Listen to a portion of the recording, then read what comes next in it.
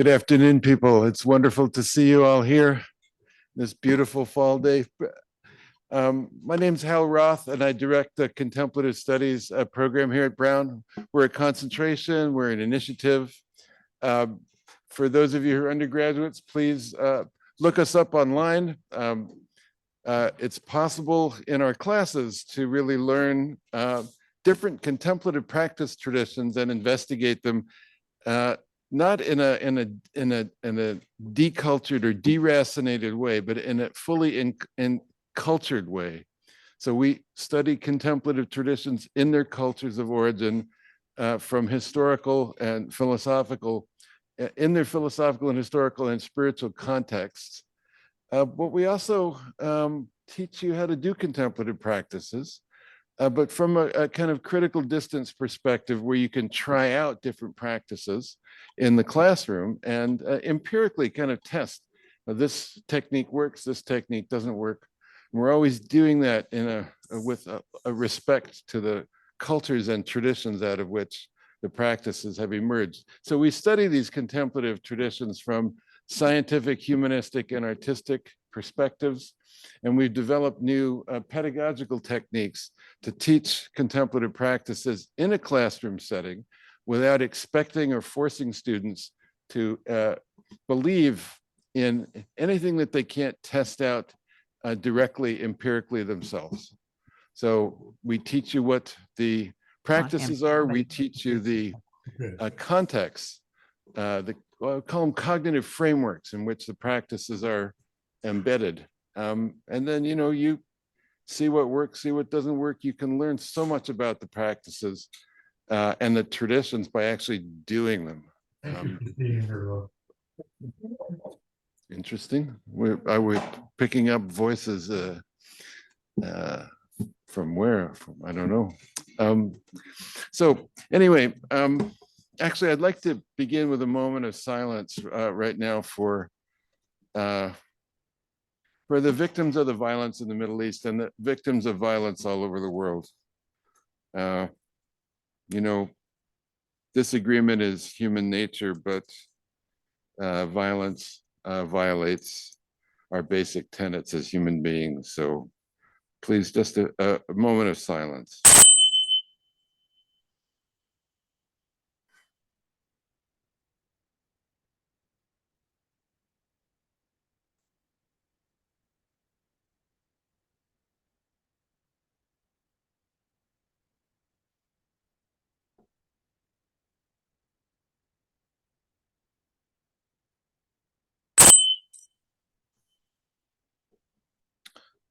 I'd also like to, on the behalf of the Contemplative Studies program here, acknowledge that Brown University and what we do here at this very building stands on the ancestral homeland of the Narragansett peoples. And we acknowledge our indebtedness to them and continue our efforts to honor their heritage and that of all Indigenous peoples, especially today, the day after Indigenous Peoples Day.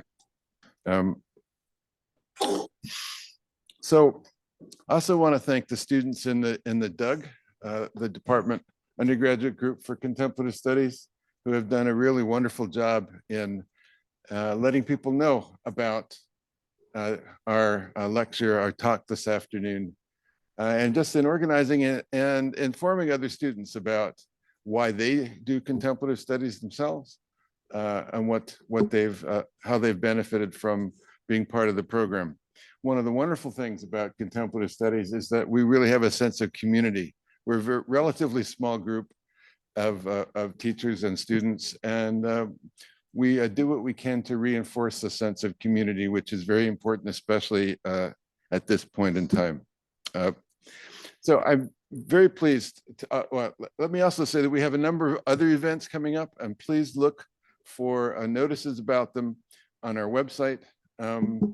We are co-sponsoring a lecture on Chinese Zen or Chan Buddhism with the Department of Religious Studies. It will be next week on Thursday, also in this time slot. On the last Sunday of October of this month, we will also be sponsoring a Zazenkai, an introduction to Zen practice workshop with Chigan Dokuro Jeiko Roshi from the Daibosatsu lineage, who also is interestingly an assistant, a dean of computing and information services at Boston University.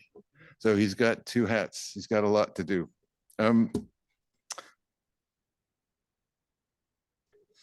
Gives me, I don't know, there's a Yiddish word, gfelling. It's when you're proud of your children in particular, and or other people who you've mentored at different points in their lives. And they've gone on to do these wonderful things. And I feel that gfelling when I think about our speaker today, Jack DeTar. Jack was an undergraduate here at Brown, and he was a literary arts major, very creative, interested in creative writing. But he also did a number of our courses in contemplative studies and did the contemplative practice, what we call labs. We have specially scheduled laboratory sections. And actually, from his era, he graduated in 2011, was one of my favorite students. And I lost track of him. He went to Nepal. I lost track of him. And then all of a sudden I hear that he is now the director of programs in North America for this absolutely wonderful, very distinguished, very awakened Tibetan Buddhist teacher, a Rinpoche, like in Zen Roshi, a master. Named Chukdi Nyima Rinpoche. I had the great privilege of doing 4 retreats with his younger brother, Sukni Rinpoche, who is a total character and also very, very awakened. They're both part of one of the Tibetan Buddhist lineages called Dzogchen. And so Jack splits his time between North America and Nepal. And we're very, very fortunate. He doesn't come east very often. And we're very fortunate. Would you please join me in welcoming Jack DeTar?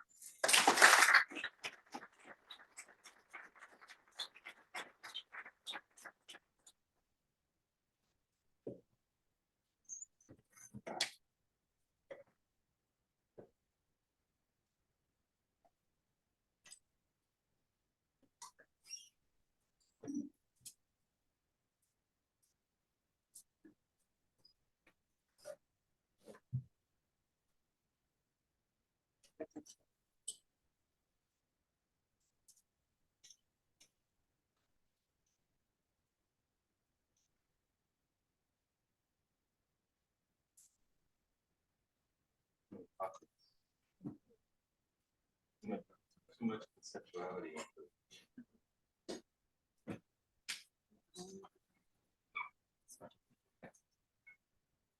Can you hear me? Now? Okay. So first of all, I want to say that I'm so grateful to be back here at Brown. This place, in traditional language, I'd say that I have a deep karmic debt to this place. The amount of kindness and love that I was shown in this institution is hard to put into words. I had wonderful mentors, people like Hal, who worked very hard to create programs that allowed me as a student to go beyond a conventional mode of learning and contact something that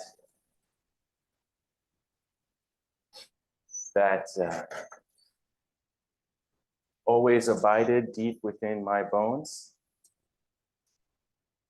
And it is through the kindness of this institution that I was able to connect ultimately with my teachers, namely Chokini Rinpoche, who Hal mentioned. Chokini Rinpoche comes from a very long line of Tibetan Buddhist masters, men and women, going back all the way to the time of the Buddha. The lineage that Chokini Rinpoche holds can be traced historically all the way back to Shakyamuni Buddha very directly and powerfully. I can't say too much about him because it's actually difficult to speak about him. It's like speaking about, it's difficult to speak about him because of his immense kindness, not just to me, but to every single person that he meets. When Chogyam Rinpoche stays in his shrine room in Nepal, at the top of a monastery that has 500 monks and 300 nuns that he built as a refugee in the 60s with $40 in his pocket, he shows absolutely zero bias with respect to the kindness that he gives to everyone who comes in the room. You know, he shows zero bias. People who have nothing come in, people who are heads of state, presidents come in, business people, dancers, artists, families who have lost their homes in earthquakes or other natural disasters, children who cannot speak. And he gives whatever he can to each of them. And it's quite amazing. I've been watching him for 12 years, about. 2 of those years I was at Brown. I met him 12 years ago. And I've never seen him do something that was selfish or not altruistic. And believe me, I checked. I investigated very carefully. So when this is completely diverging from what I intended to speak about, but I think it's actually more appropriate, necessary, and spontaneous. Because if I wanted to tell Jack myself something, anything, 12 years ago, what I would want to tell him is that people like this exist. They exist. And they are very hard to come by within our Western, particularly scientific materialist paradigm. There are wonderful people in our world and in our spheres, but I haven't actually met anyone like Chogyam Rinpoche or the other teachers that have trained extensively in the lineage here or anywhere around here. Thankfully and very kindly, Rinpoche travels the world, and so do his other family members, and so do other great lamas. And they're able to share their wisdom and their love and their kindness. They're completely unbiased, unconditional kindness. So the question is, what does it take to produce a mind that has those qualities and that type of relationship to reality? What does it take, right? And is it something that is produced anew? Like, do we have to bring all of these conditions together and build some edifice, you know, some sort of tower from which we operate, and then we're able to sort of be kind? No, actually, it's the complete opposite of that.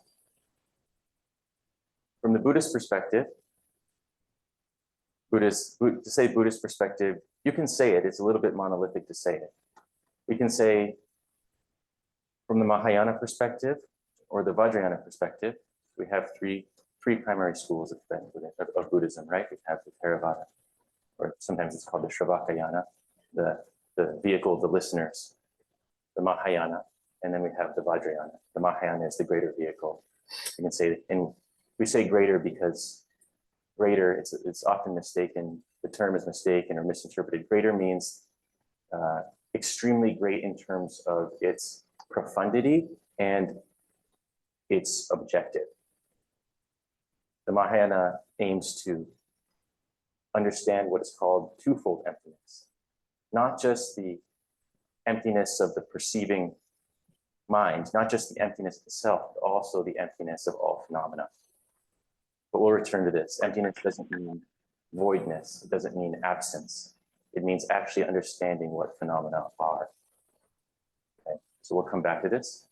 And then the Vajrayana. The Vajrayana is sometimes called the resultant vehicle, and I'll probably not speak too much about that tonight. So from the perspective of the Mahayana, and you could say the Vajrayana, our project is to completely dissolve afflictive emotions. But not just afflictive emotions, what we call the cognitive obscurations. Okay, that is the project. The afflictive emotions and the cognitive obscurations. Afflictive emotions refer to any experience that arises within us that is painful. At any moment, any negative emotion that arises. In particular, we talk about 5: hankering or desire, anger, ignorance, jealousy, and pride. But actually, there are countless textures and combinations of those 5 poisons. And the cognitive obscurations are the obscurations within our experience that keep us holding on to a dualistic relationship to anything whatsoever. Self, other, mine, yours. Okay. We don't need to go too deep into this, but it's good to know. It's not like enlightenment is something out there that no one really knows what it is, and like you just get there if you meditate. No, it's very clear. The way that we awaken is we dissolve dualistic fixation and we purify negative emotions. Okay? And what's left? What's left when we do that? Completely open, pure awareness. Now, why is that good? Because when one has given rise to that realization, or you could even say when that realization has fully blossomed or unfolded within one's experience, the result is personal benefit, freedom from all suffering, and the spontaneous benefit of every single person with whom you're connected. This is very hard to conceptualize or understand. No one is asking anyone ever within the Buddhist tradition to just believe things because they're stated. In fact, the Buddha said, test my teachings as if you're a goldsmith testing gold. Fight them, burn them, scratch them, determine whether they're real. Don't just believe what I said because I said it. Very in line with what Hal said in the beginning in terms of the imperative within the Buddhist studies. So this is something to investigate. So here in this talk, I will present a few more things that are objects of further investigation. And yet, somehow, if we have the sort of karmic conditions, meaning that our mental experience has been arranged faithfully in such a way that we're able to receive this information and immediately feel, yes, that is correct. I actually believe that. And good for us, right? And if we don't have that relationship to these teachings and all sorts of skepticism and doubt arises, wonderful, because now you have an incredibly fertile ground in which you can come to more deeply understand the nature of reality, enjoy the investigation of the mind, and have very beautiful, profound, and potentially difficult experiences. So this is the project. I discussed a little bit about what's obscuring our experience. It goes much deeper than this. Everything I say today is like 1%, 2%. It goes much deeper than this. I've talked a little bit about the fruit of what the practice is. And now I want to talk a little bit about the path. Okay, so what's the title of this talk? What is it? Non-conceptual wisdom love? Non-conceptual wisdom love. Sounds groovy, huh?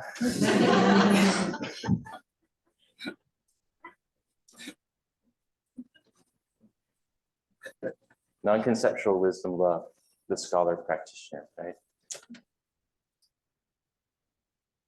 So right now, if we haven't trained extensively in transforming our negative experiences, we have some kind of anxiety within our experience. Low level, often, pervasive and continuous. If we're really honest and we check, do I feel utterly relaxed right now? Do I? Do we? You feel utterly relaxed? Ever? Honestly. every single day, we go through life trying to complete the tasks on our agenda, mental agenda or physical agenda, with some sort of implicit hope that when it's done, I can relax. I'm still waiting for that to happen. Is anyone else waiting to relax? So this is actually what the Buddha identified as, it goes deeper, but we can say for tonight that this is what the Buddha identified as the constant state of suffering. We never relax. We never let go. It's terrible, actually. It's terrible when you really think about it, when you really examine it and look at it. So that's where we are. And it's an incredibly meaningful thing just to recognize that. Because otherwise we are compelled or impelled and motivated by this anxiety our entire lives, and then we die. What a waste, actually. In particular, the Buddhist tradition says it's a waste because there is the possibility of actually uprooting that anxiety. It's not wishful thinking. There is a method, there is an approach, and one can do it just like combining two chemicals to produce some sort of new entity, right? Or using some solvent to clear away dirty dishes. It's possible.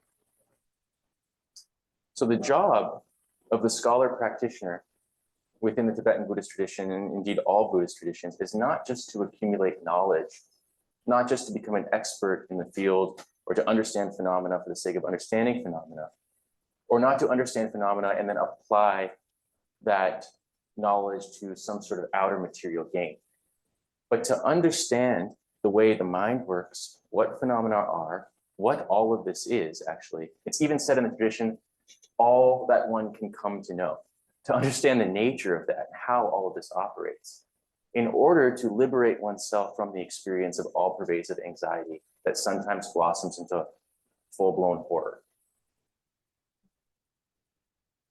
So this is why the tradition is extremely important.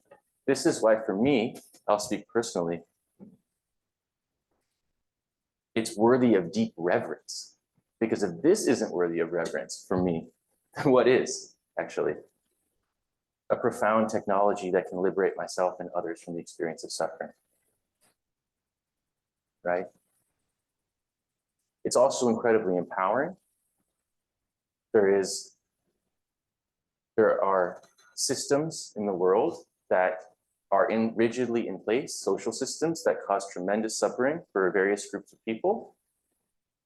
There is inequality, there is poverty, there's disease. The world is rife with horror. But to say you are not entitled to happiness until those systems are dismantled is very disempowering, actually, on one level. Must we work to do things on the outer level to help beings? Of course. But at the same time, what is it to actually make a knowledge and technology available that can create more space within each individual immediately? That is so kind, actually. So when we talk about the kindness of the teachings, we're talking about this potential as well, this capacity, right? It's very interesting, isn't it? Different way of looking at things. Different way of looking at things for some of us. Maybe some of us, that's how we look at things. Furthermore, when our mind becomes, through these technologies, more calm, more loving, more clear, we actually have an increasing capacity to act in a skillful way. Because think, when your mind is stirred up, we see like this much, right? Everything narrows down. Internally, we have an experience of I'm right, you're wrong. There's some sort of power and righteousness that comes, but that righteousness is actually an obscuring quality because we don't see the whole picture. Because what do we want to do? Do we want to experience a one-dimensional blind power through our anger or our negative emotions? Or do we actually want to skillfully, consistently, without burning out, without becoming disheartened, work to benefit everyone around us in whichever way we want. We can direct that intelligence to whatever we want to direct that intelligence to. So this is what I see exemplified in my teachers, actually. The capacity to benefit every single person they engage with so clearly, so skillfully, that it actually takes my breath away. Not to adhere to some particular cultural or traditional relationship to the solving of any given problem, but to actually go beyond like all sorts of implicit, deep restrictions that are the result of our conditioning, our intellectual history, our family history, social status, all sorts of things that are built into us that become liberated through the process of purifying our mind of bias and negative emotions and dualistic fixation. So it's a good point, I think, worth sharing. So the scholar practitioner does two things. The scholar practitioner studies, reflects upon what they've studied, and meditates. Those are the three things that we engage with as scholar practitioners. We study the teachings to learn them. We reflect upon their meaning to arrive at a single point. And then we meditate upon that point to bring that into our actual experience. And we do this continuously, right? Cycles of study, reflection, and meditation upon various topics of knowledge. Okay?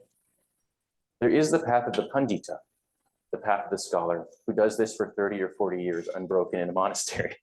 This is like a monk or a nun, or someone who has completely dedicated their life to the path of reason. And actually, through reason, in particular, the liberating logical arguments of Madhyamaka, or the middle way philosophy, one can actually gain freedom from conceptual prison. One can.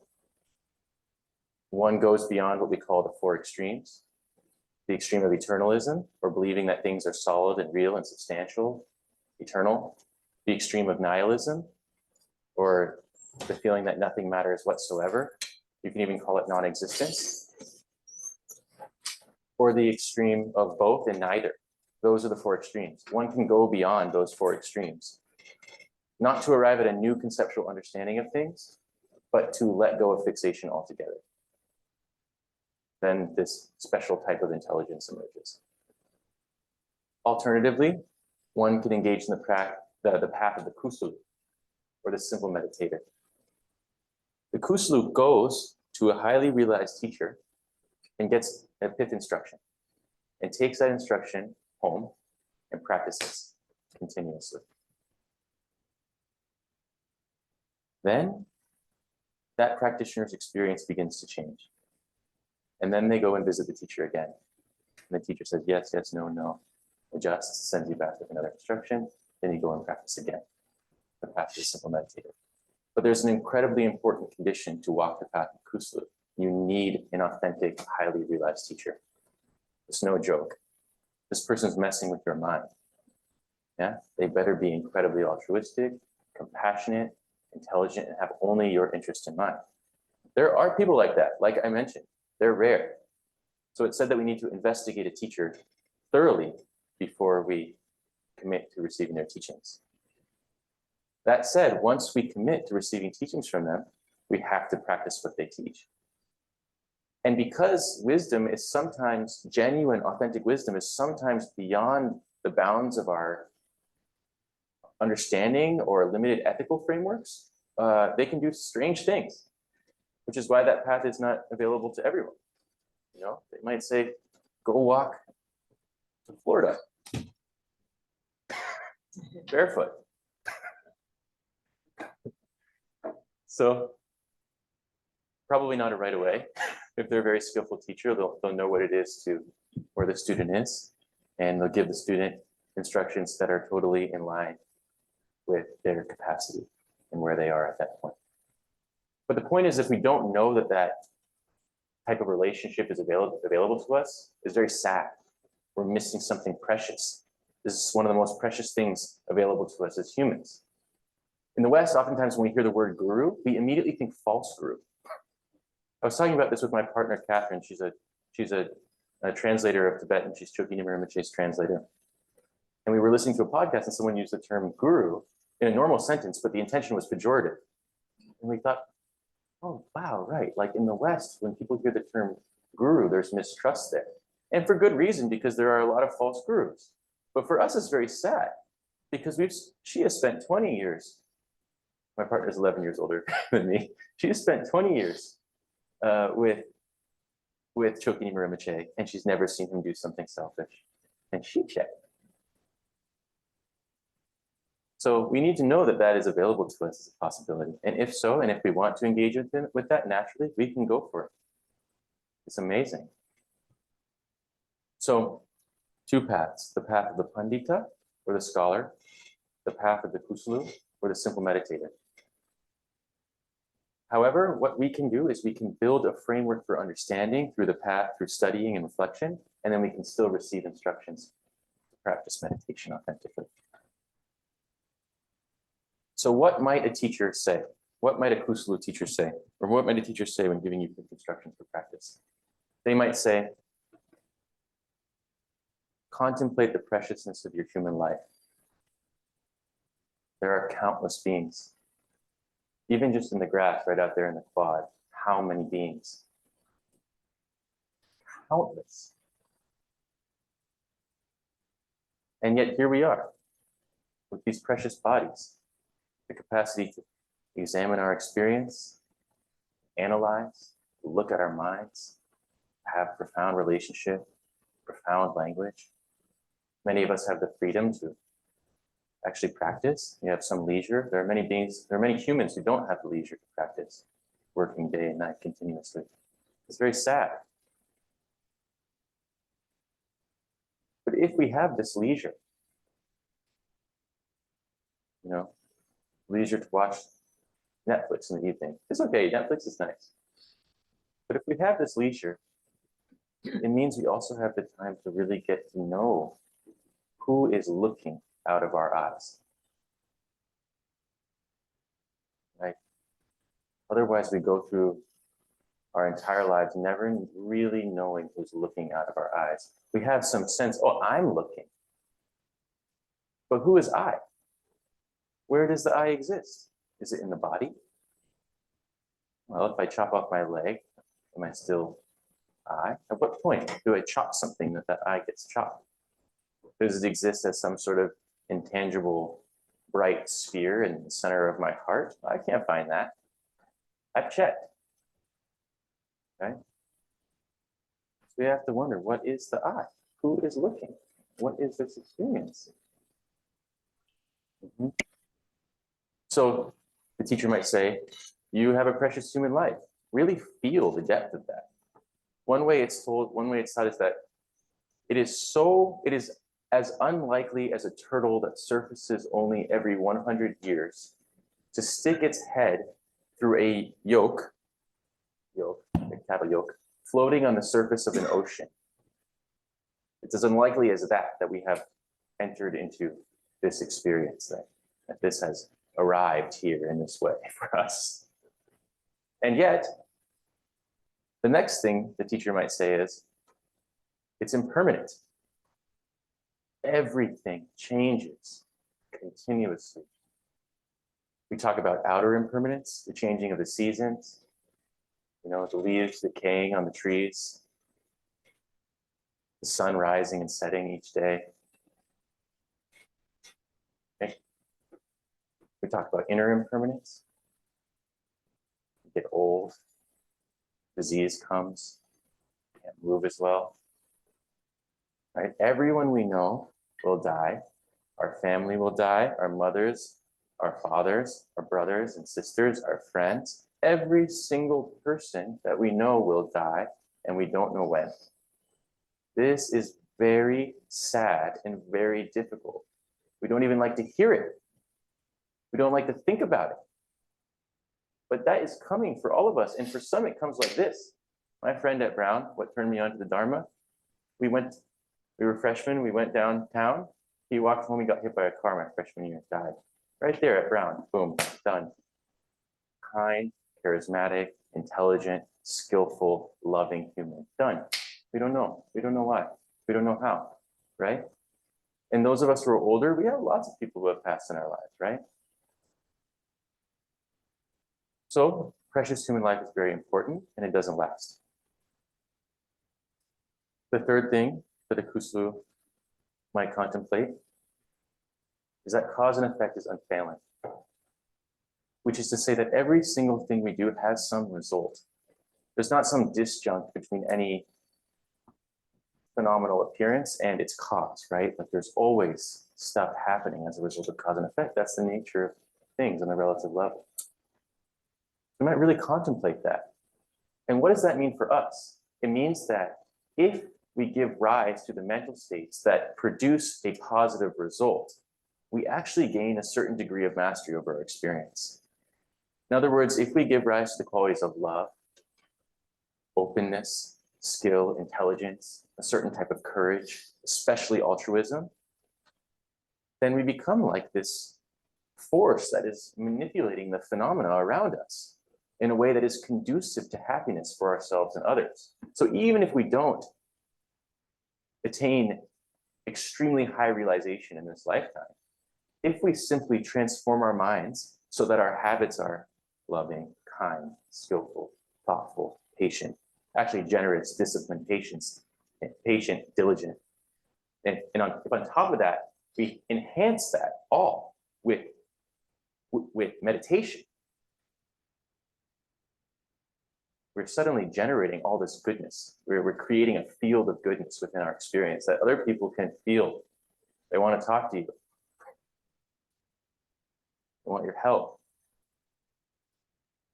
And yet we don't get caught in this idea of being superior or something. It's very lateral, because we all have this basic state of goodness. It's pure awareness. So when we create these conditions within our experience, we're actually engaging in a type of meditation. We're arranging the conditions for wisdom. So we do all of this in the outer level in what we call post-meditation. But then when our mind is stabilized, when there's a sense of love and openness, we sit down on the cushion and the teacher gives instructions on how to meditate. Okay. The fourth thing that we might contemplate are the defects of samsara. What is it to continue? By samsara, we think outer world oftentimes, samsara, this bad place. But samsara means thought, actually. My teacher says samsara is thought. Being caught in thought. It's not like thought's necessarily bad, but being caught in thought, being caught in appearances, reifying every single thing that comes into our mind as if that's our total reality, as if it is real. It's not real. So contemplate the defects of what it is to have no distance between, to have no relief from thought. It's terrible. So what are those called? Those are called the four mind changings. If we really contemplate those, we will turn our minds towards the Dharma, towards becoming free. Does anyone feel a little different after that little contemplation? Feel a little uncomfortable? It's not comfortable, actually, but it's meaningful. Isn't it like kind of looking at something that you need to look at? Some level. So what happens is we develop a sort of sense of sadness, actually. Some kind of sadness within our experience, but it's a meaningful sadness. And then from that sadness, very naturally comes a certain type of love. And it's a love that goes beyond ourselves and our own interests and embraces this whole big thing. Okay? It's a type of love. It's a radiance of love in our heart. All right? And the more that we cultivate that love, the less our negative emotions are able to stick within our experience. And if you cultivate that type of love all day long, then at night, your dreams will be suffused with that type of love. Then when you wake up in the morning, you'll wake up into that type of love. Of course, in the process, especially I'm talking personal experience, you lose that.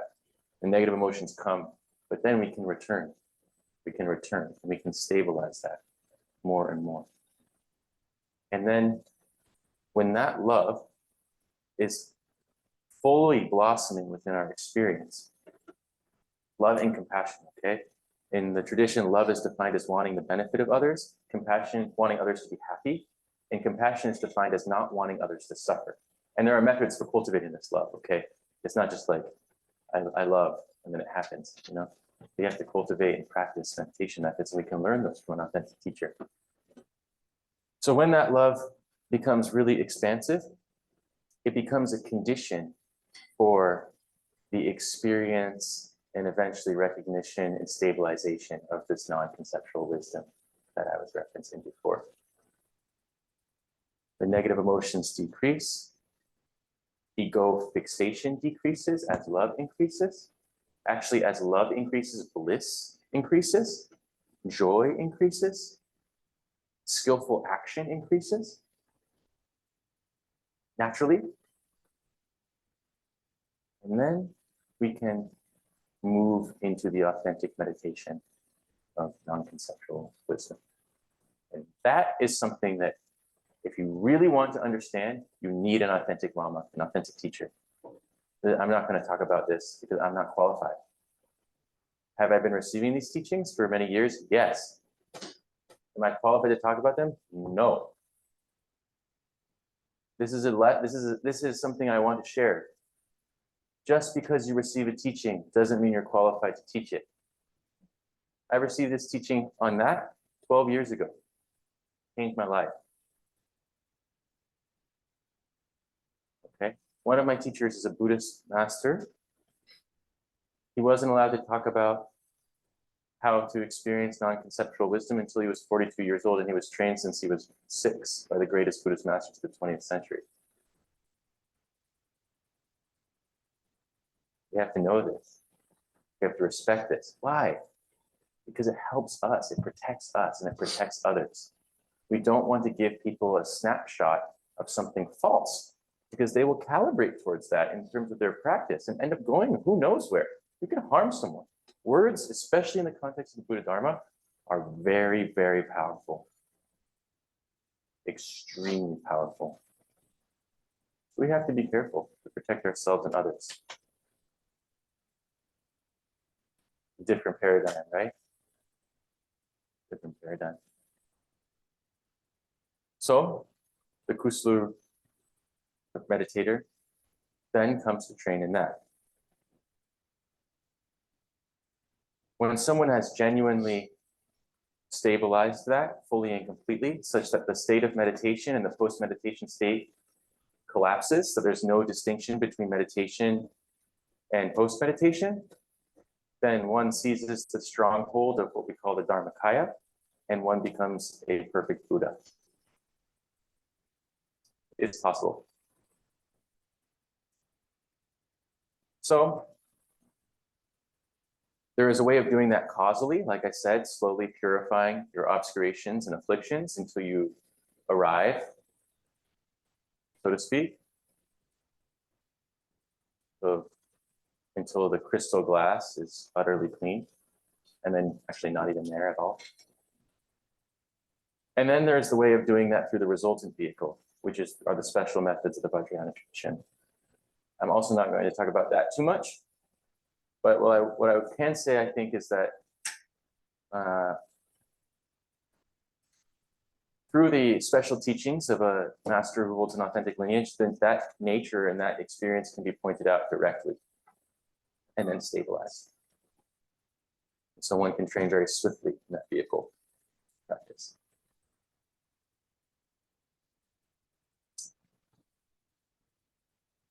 But I don't know if there's much to say beyond that. I guess there's some interesting tidbit I could share.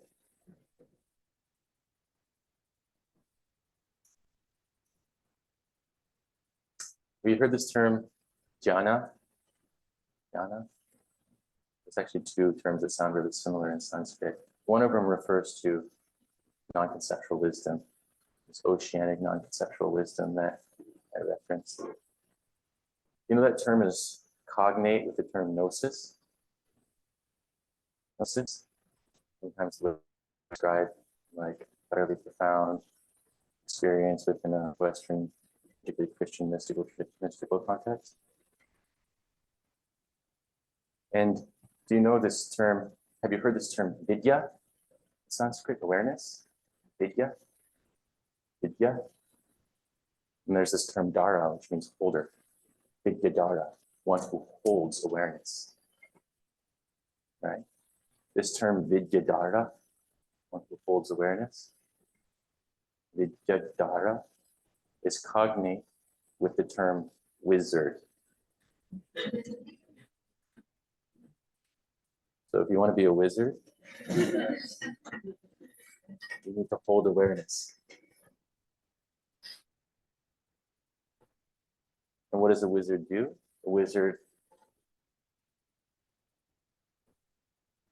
plays within the field of magical phenomena.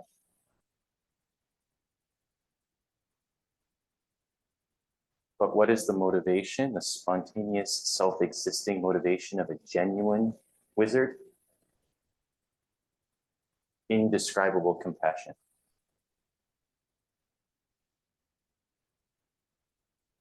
Sounds good. Sounds good. Yeah. So I think that's it for the talk, but we have time. I was wanted to leave like almost 45 minutes for Q&A because I don't want to just talk at you. I actually want to help. If I can help with something, I want to leave you with something that you can take away with, or hopefully share some of what my teachers have given. I want something to affect your direct experience and help you moment by moment. This can be personal questions or more general questions, and nothing is inappropriate.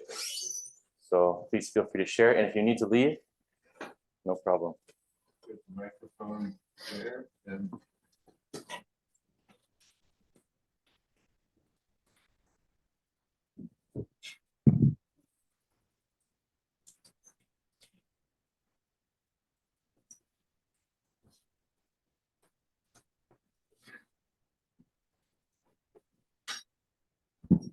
Hey, Jack, thanks for the words of wisdom. I was just curious, how did you kind of start your practice and sort of start along this journey? And as someone who's like interested in what you're learning, like any advice that you have getting started? Yeah, the first thing I would say is just keep going. Just keep going. But you have to keep going in the right direction.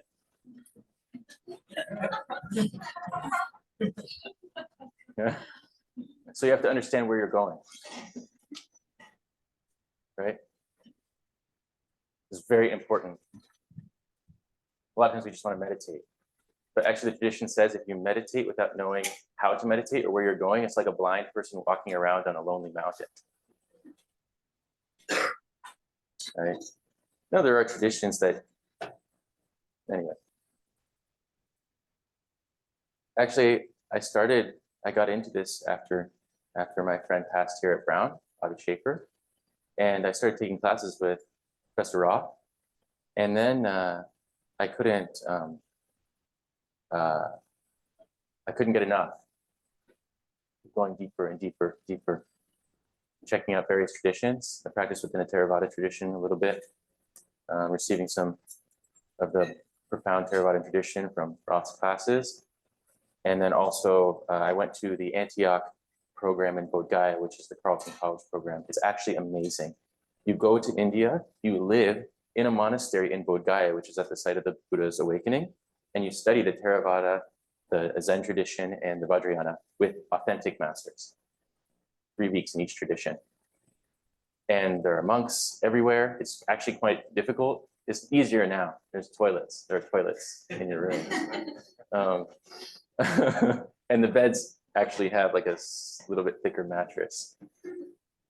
But I stayed there as a junior, as my first semester junior year. And I got the authentic tradition. from some really amazing teachers. And that's where I met Chogi Rinpoche. And then I came back to Brown and I had no interest in any other subject of study. And it nonetheless attended my classes and probably very annoyingly debated my teachers about everything. And I started engaging in the preliminary practices at Brown, which are foundational practices within Vajrayana tradition. I actually thought I was going to practice within the Zen tradition, but Chogi Rinpoche was the teacher I connected with, and he showed me my faults very vividly. Very vividly. He showed me my pride and my arrogance and my selfishness and my lack of skill. And he did so in a way that was so kind. You can go beyond this, like that. So I was in Bodhgaya, and I didn't even know he was going to be my teacher, but I kept wanting to ask him this question, like some sort of question that would make him think that I was smart and good. And every time I asked him a question, he would say, like, dualistic, good night.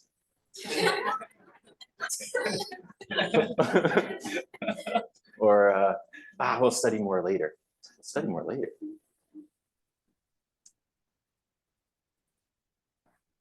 Unfortunately, or fortunately, that continued for many years, actually. But interspersed with moments of profound instruction and kindness. And at one point on the program in Bodh Gaya, I finally asked him this question, like, how do I, he left the butter lamp room, which is where you like make offerings of butter lamps, which is not a cultural practice, it's a method. Making offerings to the Buddhas and Bodhisattvas is a method that deepens our meditation. It's not cultural. Anyway, we left that room and we walked out into the temple complex, and there was no one with him. And usually there are 100 people with him. Somehow it was just us. And finally, my real question came. I said, how do I deal with pride? It just kind of bubbled up out of me. And then he looked at me for the first time, like really looked at me, and he smiled. But that smile had some teeth in it. And he said, respect the qualities of others. And then he said, go get Robert. And he just dismissed me. So I came back to Brown, and every time I'd walk to class, I would chant, respect the qualities of others, respect the qualities of others, respect the qualities of others. And that was my practice here at Brown for 2 years. And I really needed it. And I still need it. Then after that, I stumbled across this Nyingma tradition, this old school of Tibetan Buddhism at Brown. And the primary practice of the Nyingma is Dzogchen. And I don't even like to say that word because there's so much there. But that's the practice that I encountered, and it is vital to have one's nature, teachings on the nature of mind, to practice that practice. And so I was working as a writer while at Brown for a magazine in New York. And as soon as I graduated, I went and received teachings. I got some support, and I worked as a writer while I was in Nepal, but I went and received teachings from Chogi Rinpoche, and he gave those instructions. And then afterward, there was nothing else I could do ever again in some way, just on my experience, not universal experience. So then I spent a lot of time, I studied at Rinpoche's monastery in Nepal. He has a university there connected with Kathmandu University.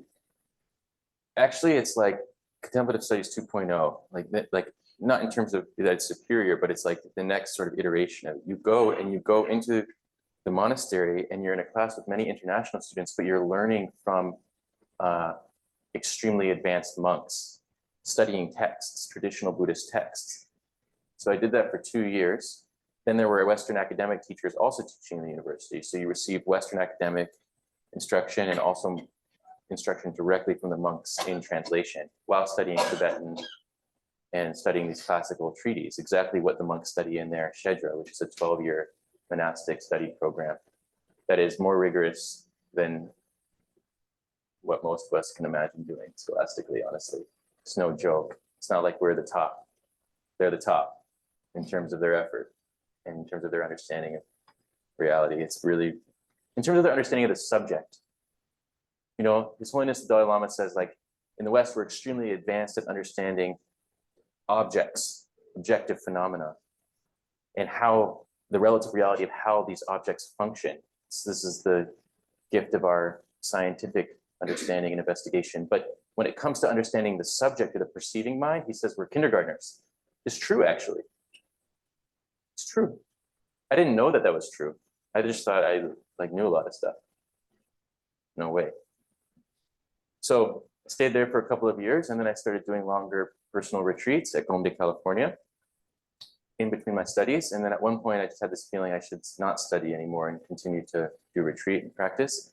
And I asked if I could go into a very long retreat, and she said no. And then he had me. So I did shorter retreats. And then eventually, I ended up becoming helping Gombe, California, our monastery in California, our Dharma Center in California, as the executive director. And then I engaged in that service for a little while. But in the process of administering a Dharma Center, one practice is tested continuously in relationships with others, in finances, everything. And then a few years ago, 4 years ago, I took on the position of coordinating Chokyi Rinpoche's international mandala, international organization. So 10 or 11 centers around the world, one university in Nepal, 2 more universities are developing, one in Austria and one in Mexico and one in Vietnam. 3 more universities are developing. Online programs, teaching tours with both the High Lamas at the monastery, but also the monks and nuns from our activities, and sort of coordinating and helping everyone coordinate all of that. And this is Dharma work. It's really interesting. It's not separate from practice. So that's kind of the short answer, the outer answer. But whenever we engage in anything, we're always checking our character, because we're always, especially within a Dharma context, coming up against the faults of our character. We see where we're deficient, where we're selfish, where we're aggravated, right? And then we have to work with what's beneath the character, which are the negative emotions, because the character emerges out of the negative emotions. Then we have to work with our negative emotions, and then what's beneath the negative emotions, dualistic fixation. So then we have to work with dualistic fixation to uproot that. And then what's even beneath that is very secret. I shouldn't say, but maybe you'll check.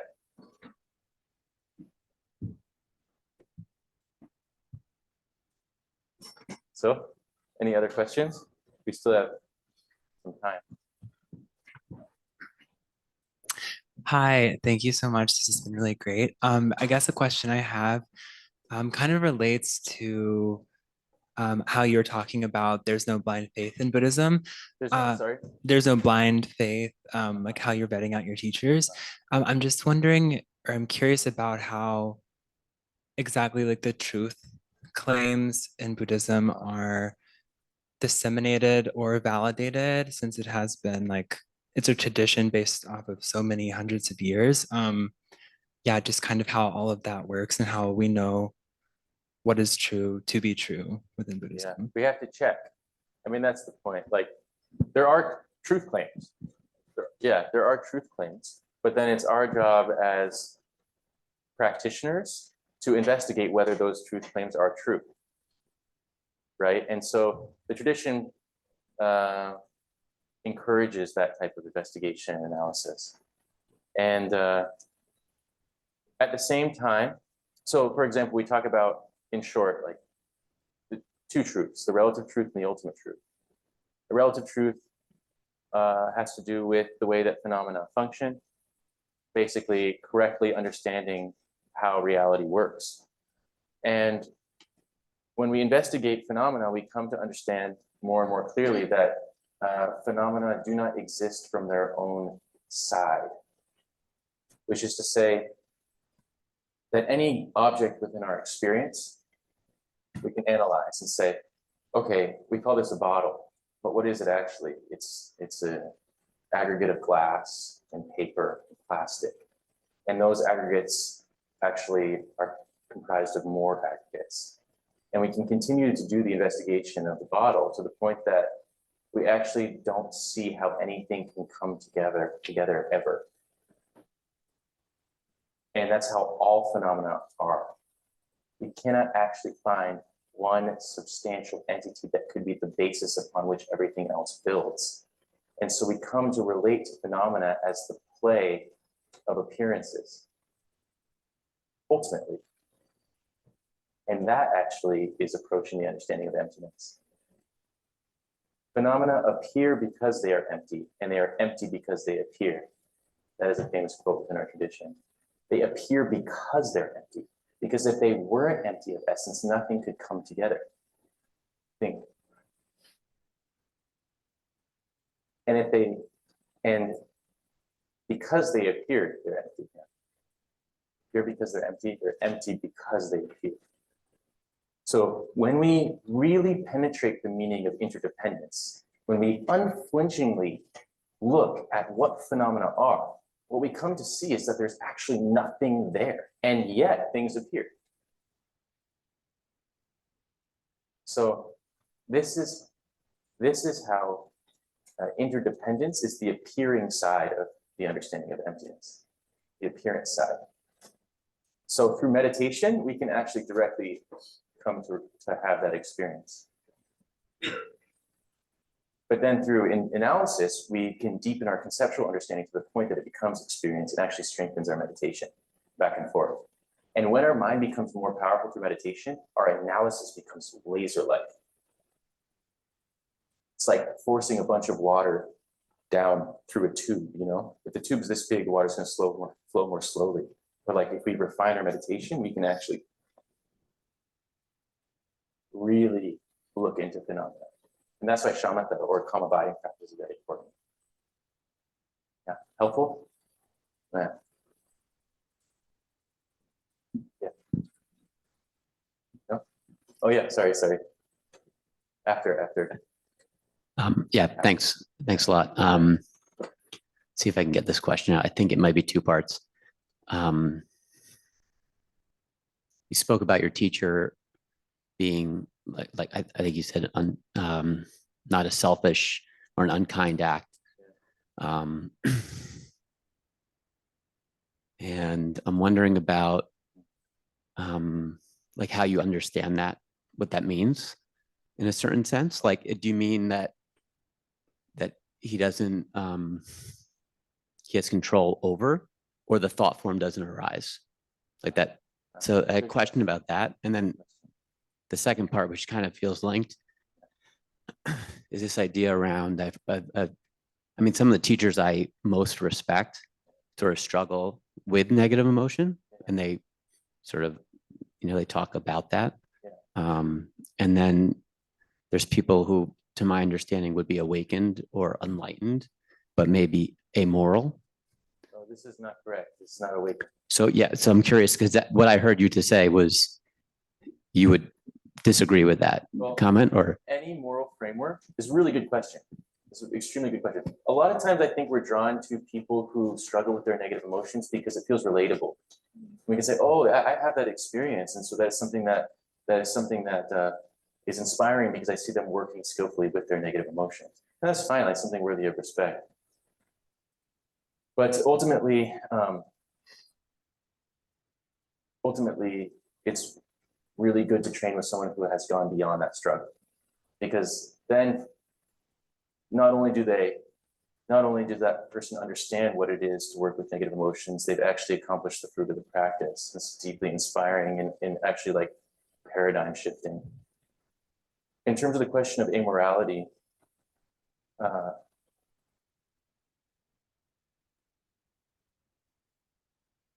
it is possible to have some deeper understanding, a deepening understanding of reality on some level, and not have compassion arise in conjunction with that understanding.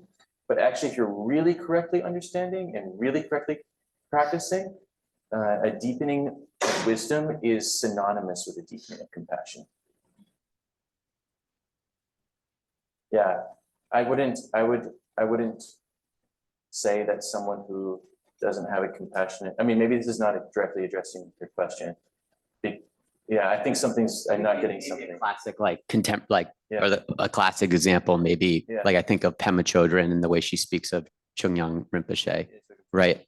And so some of the, like, I think most people would say he's awakened and had a certain insight to reality, yet there was conduct that, and it's very common, maybe in the Western, what you spoke about the guru aversion because of guru, and I guess in this sense, you wouldn't call it a guru, right? But people who are awakened or have an understanding of reality, but then also do amoral behavior. Yeah.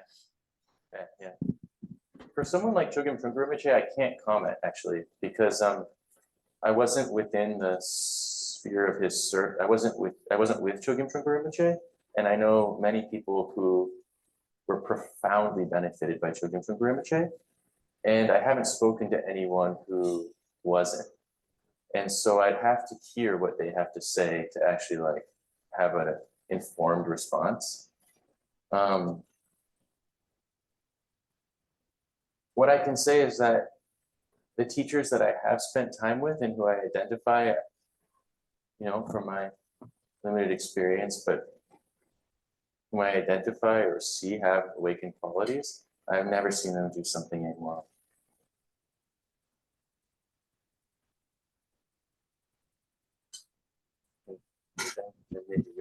Thanks. Hi, Jack. Hey. So I have a daily practice that I do every morning because all I really want to do is be loving and kind and present for everyone here. But I found that like the everyday experience of being a college student and all of the like worrying about exams and all the pressure to advance your career and get good grades and all this stuff is very, I guess, obstructive to the path. And it's been causing a lot of tension for me. So I wanted to ask for everybody here, not just all the college students, but anybody, how to make this kind of role of being a college student or being in a society that's very individual and focused on self-improvement and that sort of thing align with the path and not oppose it.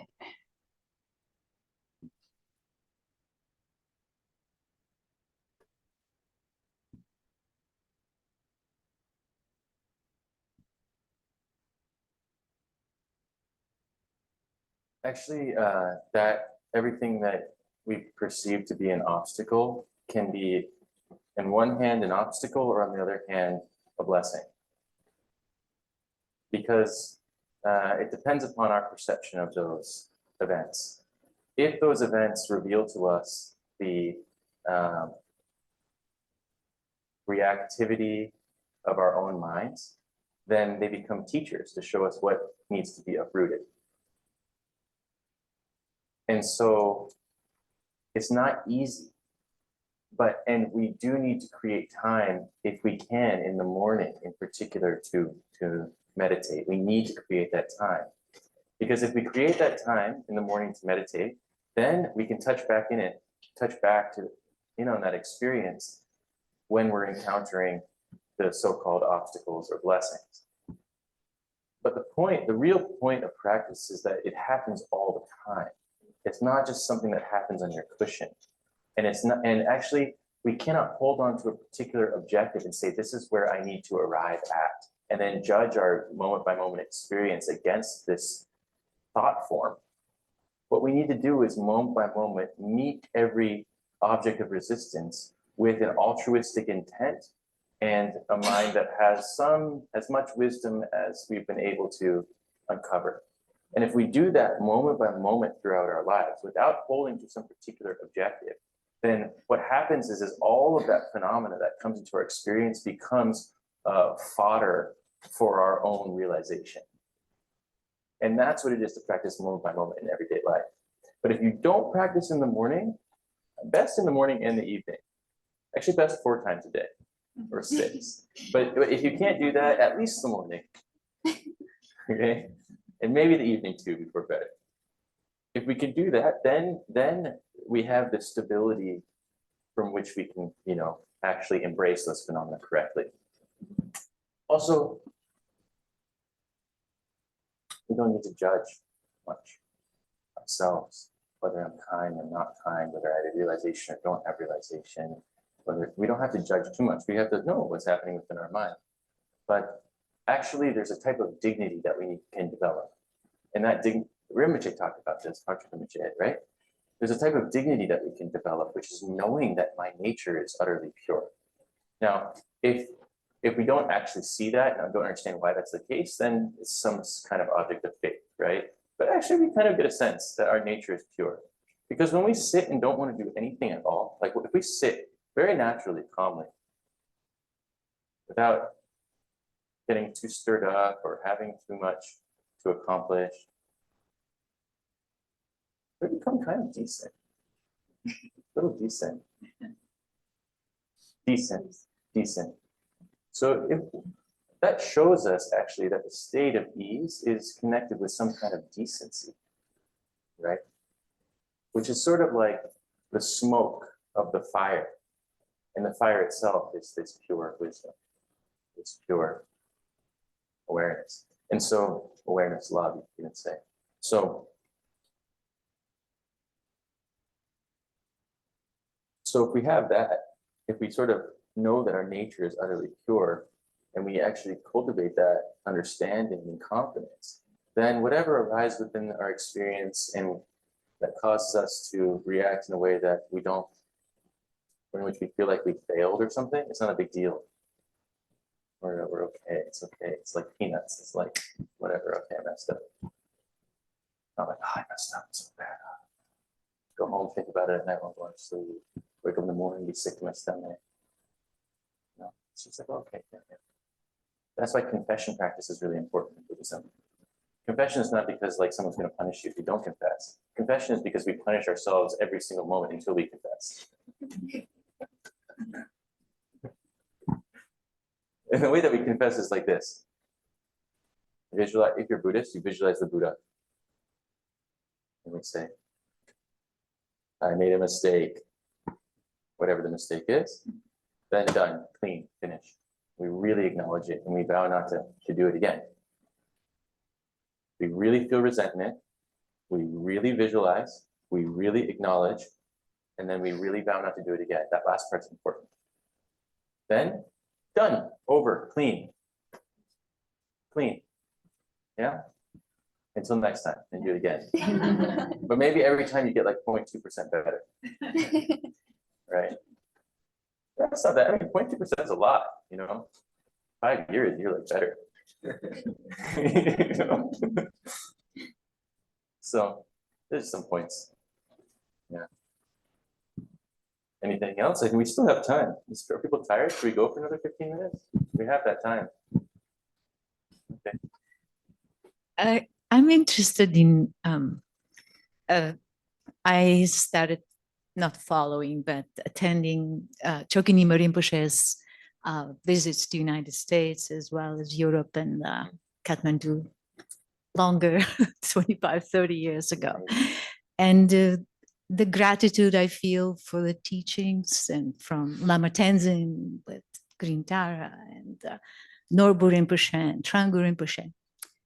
But in a Western world, and not unrelated to what the young woman said, authentic teacher. I mean, Choki Nyingma Rinpoche, there's no question, he's an authentic teacher, but he has thousands and thousands of people who want him to be his teacher. And I've had the privilege of meeting him, and it was inspiring. Even before Catherine, when Eric Schmidt was his translator. But not having that access, the way you describe your experience with Choki Rinpoche, is a problem in a Western context. When you're in a village in Tibet, even if you don't have a personal relationship with your guru or with a teacher, there's that immediacy of an oral transmission in this world, the culture, the practice is very much transformed by our own lives here that are very different from life in a village in Tibet. So the role of the authentic teacher of Rinpoche, at least a few times a year, not just in a large hall with a inspiring teaching, is really important for the path. And most of us don't have that privilege. Yeah. So I'm curious, I mean, how does one overcome that feeling of somehow not impatience, but just desire to progress? We have to have confidence that the few words the Lama gives us are enough for us at that moment. So meaning like, if you go to Garrison Institute when Rinpoche is teaching at Garrison, and you go up to Rinpoche, and even if you don't have a question, he gives you a few words. Those are your words now. And you take those and you hold those like jewels, and you keep them at the forefront of your experience, and you practice those words and let them penetrate into your very being and change you. And then maybe you see him 2 years later and do the same thing. And it can stay with you for 2 years? Definitely. It can. One word, there are examples of people receiving one instruction from a Lama and going into retreat, practicing and gaining realization after 10, 15 years. It's not a joke, it's possible. But this is the profound power of the lineage. Yeah. Right, you know, I mean, it's not even really totally appropriate to talk about it in this context, but you set up a photo of Rinpoche on your shrine, and you sit and you meditate and you look at that photo, yeah, your experience changes. And so what is it to authentically practice in that way? Yeah. It's possible. It's possible. Yeah. Thank you.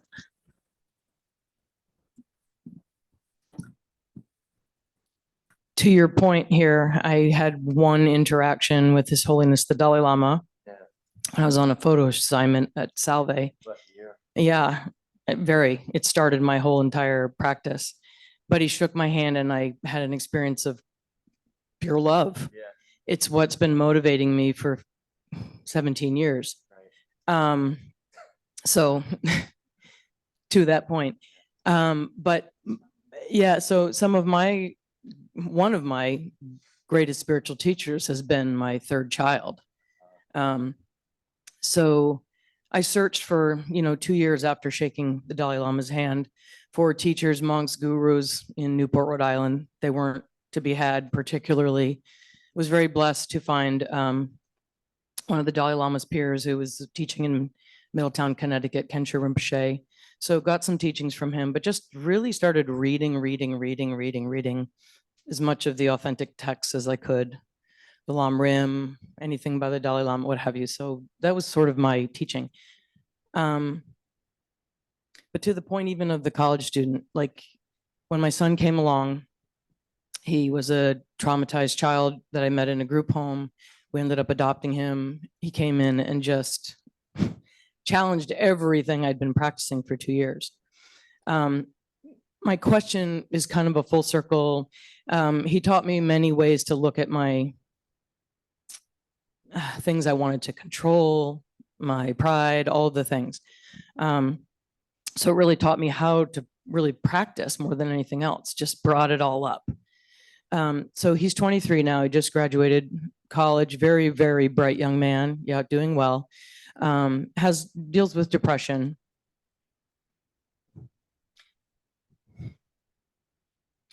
Tried to take his life recently.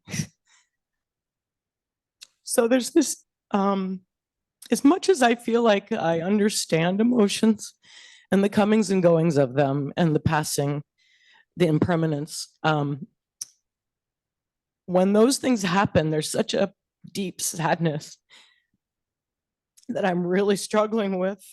And I don't know whether that's pride or a control. I don't really know what it is. So I'm struggling with where to find some guidance with sadness, which is such a heavy type of motion. So I'm working with it, but maybe there's some insight you can give to what's something I could look at or practice that would help with that particular emotion? So one thing that is really special, I think, about this way of understanding reality is that we can generate virtue for those around us, and we can do practices and dedicate and marry those practices to the people around us, and through that interdependent connection, actually benefit them. And this is not something that I think has ever been said in an academic setting at Brown University, but it's actually how things operate. So, for example, like my brother, he committed suicide. So when I went into retreat, it's a complicated relationship, but nonetheless, when I went into retreat, I did a lot of practice and dedicated that practice to him and also those whom he had actually harmed in other circumstances. When my landlord, Tibetan landlord in Nepal, when her mother was really sick, she did 100,000 prostrations at the stupa, generating this like tremendous energy of love, and then directed that energy towards that intention towards her mother. There was some benefit, believe it or not. But there are things we can do for the people around us. You know, sometimes the lamas will say like, free a bunch of lives. Like, for example, we recently did a lobster release in Connecticut. We bought 900 lobsters, our community, that were going to be boiled alive. And we shipped them we brought them in a U-Haul to one of our friends' houses that was on the water. And we cut off the bands individually on their claws. And then our Buddhist master had all these sacred substances like relics and blessed medicines and things, and put them in water and said many, many aspirations of intention for the lobsters and put it all over the lobsters. And then it took a long time, and then we threw all the lobsters into the ocean. It was so amazing. Like the feeling that was generated through that experience was like truly amazing, you know? And then he dedicated the goodness of that very, very sincerely, very, very one-pointedly dedicated the goodness of that to his teachers, that they would live long and have good health. And so we can do things like that, do virtue and dedicate. We're not helpless. For me, that helps with sadness because I don't feel disempowered. I feel like I can actually do something. And for me, it's not wishful thinking. I'm quite confident that these things have some potency and power simply because I've had the chance to investigate interdependence a little bit and see that our intentions and our actions do affect everyone around us. Maybe something like that. It's a great reminder because I do dedicate merit, but I can direct it more specifically, Yeah, perhaps. so first dedicate to everybody, then specifically to him. Thank you. Yeah.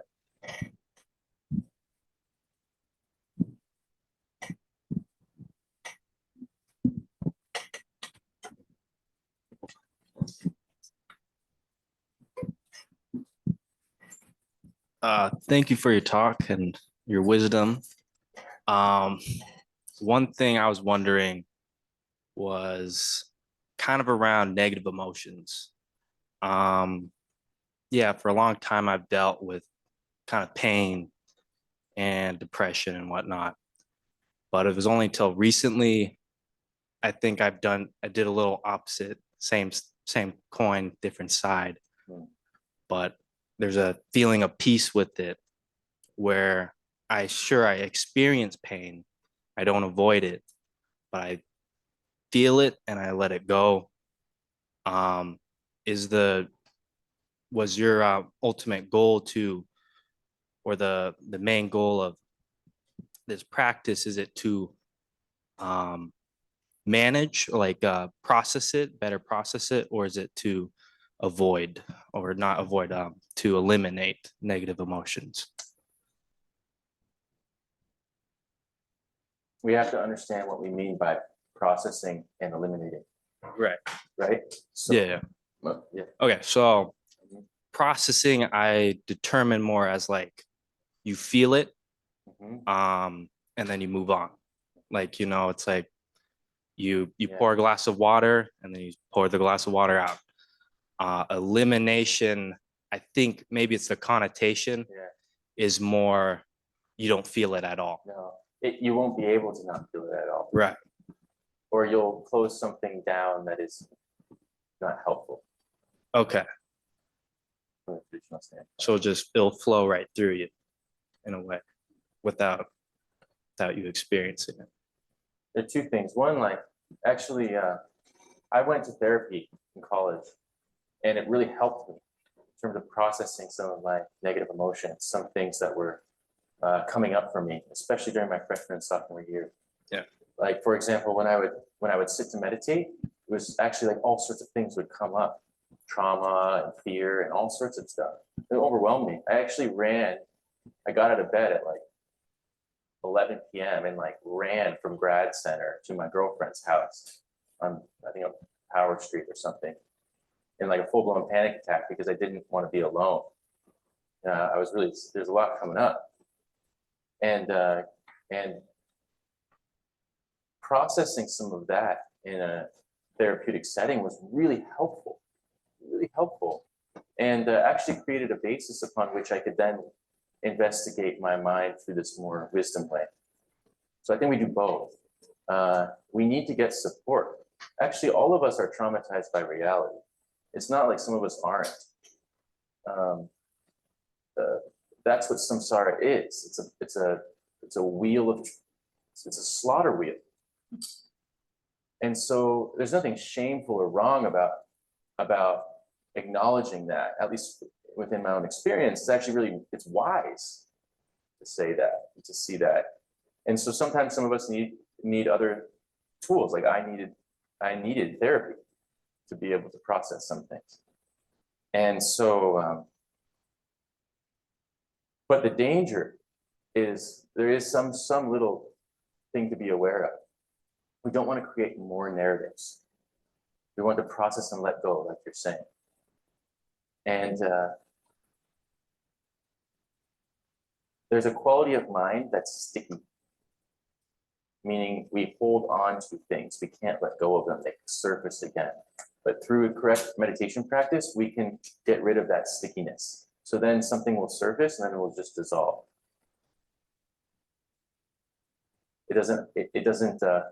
It'll dissolve or even eventually become wisdom. So we don't have to, we need to train in such a way that we're not creating more narratives, that whatever surfaces is actually cleaning. It's possible. You can 100% you can do it. Thank you. Yeah. Handshake practice. Handshake, Sokni Rinpoche. Sokni, write this, if you can write this down or remember. Sokni Rinpoche, T-S-O, so K-N-Y-I, Sokni Rinpoche teaches a handshake practice. Figure as the handing. Similar. Sokni Rinpoche, Mingyur Rinpoche, Chokini Rinpoche, Dr. Rinpoche, all one family. My family. Our family. Okay, thank you so much, everybody.